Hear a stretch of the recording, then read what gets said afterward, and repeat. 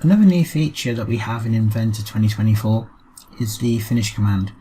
This allows us to be able to document any surface finishes that are required on our components. So with this tool, we can select the faces that we want to apply the process to,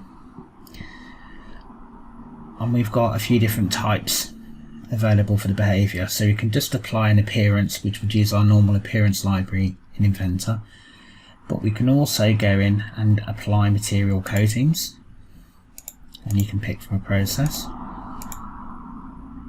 as you can see here, and we can document the description for what it is, and again how thick that coating will be. We can also go in as well and do heat treatment, and again we can put the process in, as you can see here.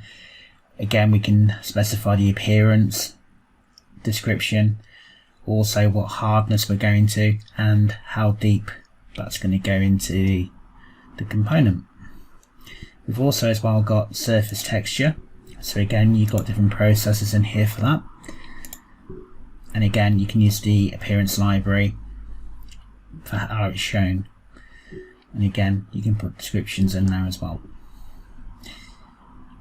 And then we've also got the option in there as well to apply paint, and again we've got different processes in there for that, and again you can pick your appearance from the appearance library there, and you can specify again how thick the paint's going to be.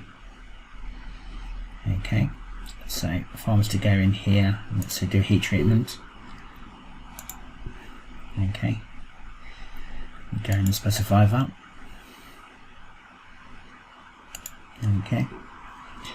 Once we click OK, you will now see that a finishes folder appears in the model browser on the left hand side, and you can see that your process is now in there.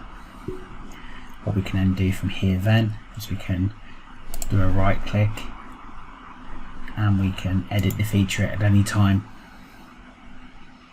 Okay, also if things change, you've also got the ability in there as well to delete the finish off as well, and if we did that, that would then remove the finishes folder back out again. I hope you found this video useful.